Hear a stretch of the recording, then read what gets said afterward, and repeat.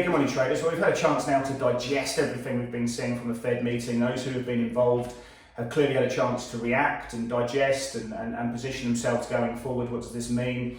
And let's have a look at the initial reaction, because it was fairly punchy, it was fairly pronounced. If you have a look at the rates market, Euro-dollar futures, the December 2023 contract, that dropped 5 basis points. So effectively some of those rate hike expectations have been priced out of the market, and of course that's reverberated into other asset classes.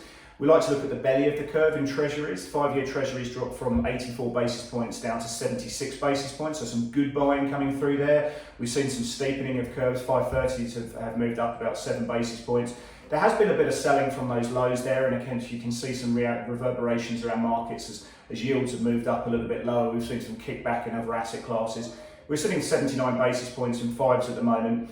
Have a look at the dollar move, because the dollar sellers have really come out, and you've seen the dollar index drop about 0.6% off the Fed meeting.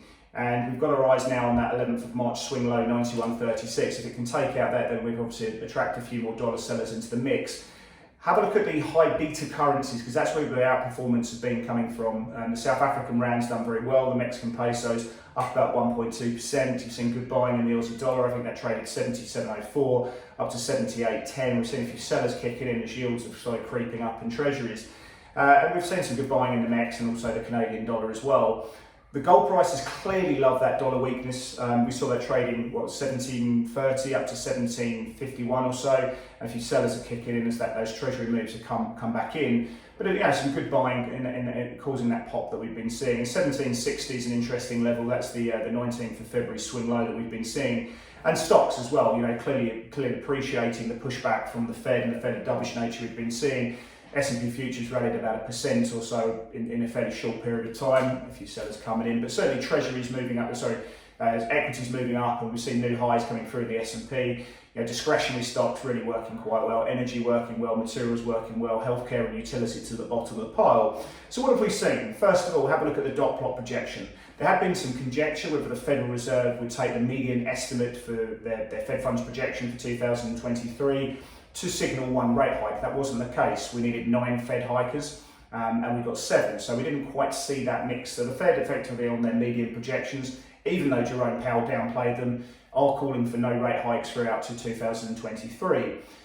That said, if you have a look at its growth forecast, they've taken the growth forecast for this year up from 4.2 to 6.5%. It's a good number, but it's in line with expectations.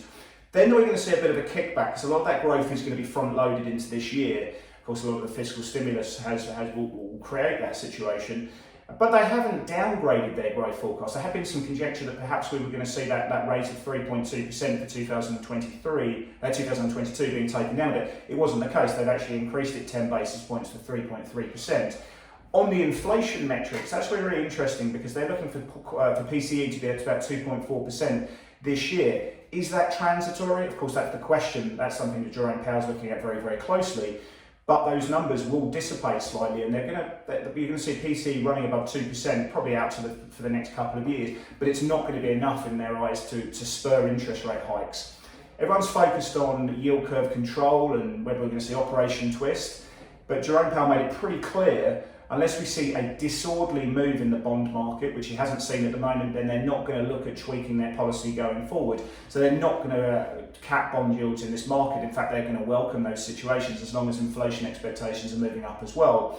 If you're having a look at the tapering of the bond purchase program, which of course is running at 120 billion a month, including mortgage-backed securities as well as US Treasury buying, well, they want to see substantial progress coming forward. Whether these economic projections portray that is obviously yet to be seen. But what we've been seeing there is that the market is probably looking for them to start tapering that bond purchase or announcing it later this year, perhaps going into Q1 of next year as well. But they'll signal that well in advance. But I think if you're looking at the meeting in its entirety, the idea about solid economic projections that they've been playing above forecast inflation that we've been seeing, but also the idea that the rates are not being put up anytime soon, has really spurred this market into life. The dollar's obviously key, but we're watching rates in the short term, see what happens there. The other thing as well is what happens with the supplementary leverage ratio, which is going to be announced on Monday by all accounts. Are they going to allow reserves to be included in that mix there? Are they going to have to increase cash allocations towards that? That's something we're looking at as well. But it's certainly slightly more dovish relative to expectations, and we've seen that portrayed in the market moves there.